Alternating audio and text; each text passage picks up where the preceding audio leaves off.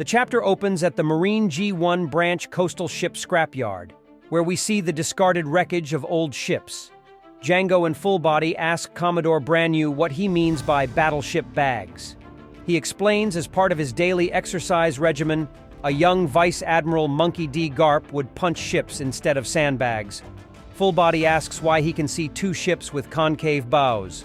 Branu explains that the second was for Garp's student, Admiral Aokiji, also known as Kuzan. He adds, the rule was no haki or devil fruit abilities while using the battleship bag.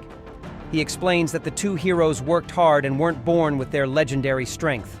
Meanwhile, in the new world on the pirate island, Hachinosu, there is an enormous splash as we see the legs of a giant sink into the sea. The Blackbeard Pirates' voices shake in fear as they tell each other that Garp has just thrown Sanjuan Wolf into the sea. They scramble to save him from drowning. Vasco Shot scoffs, saying, "What legendary hero?" He gulps down alcohol and sets it on fire, shooting it at Garp in a move called Shugo Rapu, or Heavy Drinker Hearthfire. Garp shields himself by lifting up two pirates who screech as they burn. Garp then tosses them around the island, causing more fires and further terrifying the others. Avalo Pizarro, who using his Isle fruit power was still merged with the land, screams, "Are you planning on destroying this pirate island?" The pirates panic in fear of both Blackbeard's reaction upon seeing the state of the island, as well as a grinning Garp's robot-like stamina despite being so outnumbered. On board the battleship, Rear Admiral Kujaku radios Garp for the site rep. She informs him that all captured citizens and injured Marines have set out to sea, and they are ready for departure. On deck behind her, we see a recently defrosted Hibari writhing on Tashigi's lap while someone commands that they carefully defrost the others. A worried citizen tearfully asks if Captain Kobe is all right. Garp acknowledges Hibari's call, ordering Kobe, Prince Grus, and Helmeppo to retreat while yelling, "As expected of Hachinosu, the pirates just keep calming." At this moment, Kuzan collects himself from Garp's last strike and bellows, "Like I said, I can't let you leave, Garp-san." Helmeppo panics and regrets coming. Grus asks Garp, "Am I also the future of the Marines?" Kobe, panting, warns them not to underestimate the Titanic captains. Garp squares up to Kuzan and tells the other three to run for the sea. He orders them not to die, and they shout, "Yes, sir!" As he sprints for the water, Kobe is stopped by the voice of a woman screaming for help. He rushes towards the unaccounted-for hostage in an attempt to save her. Grus realizes it's a trap, but before Kobe can act, Shiryu, who was invisible, suddenly lunges at Kobe with his sword. Garp throws himself in front of Kobe, and the sword plunges through him. Kobe falls back, bewildered. Though still bleeding, Garp musters up his strength to deliver a powerful punch to Shiryu, slamming him into the ground. Garp recognizes his opponent and mutters, "The hoodlum from Impel Down?"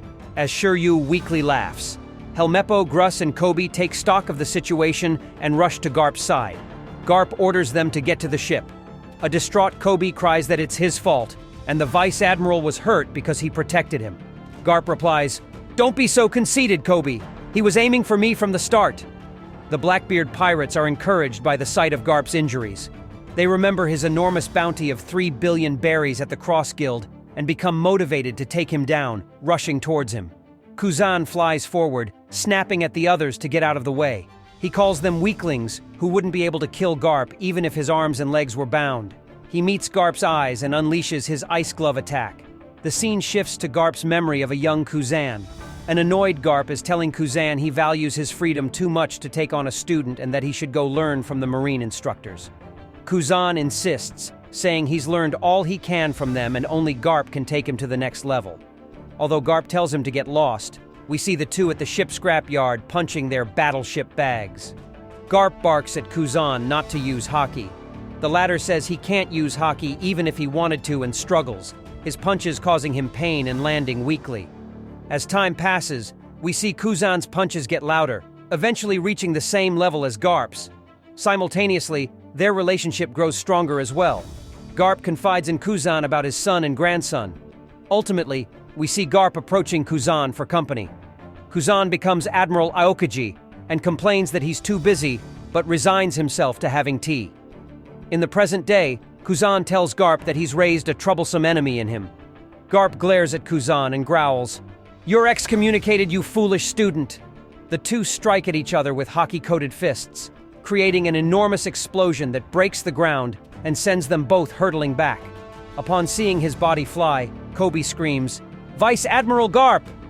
As a weakened Garp groans on the ground, Avalo Pizarro cackles, telling the Marines they have no hope of escaping Hachinosu.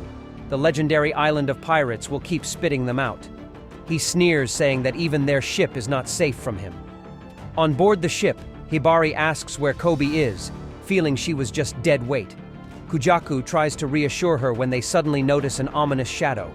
Using his Isle fruit power, Pizarro transforms the land into a colossal hand and stretches it out to crush Garp's ship. He fantasizes about the newspaper headlines, hoping they will show his name instead of just Blackbeard's. Kobe desperately begs him to stop, pleading that there are people who aren't Marines on the ship. The chapter ends with a fallen Garp telling Kobe, "Don't lose your composure. Justice will prevail."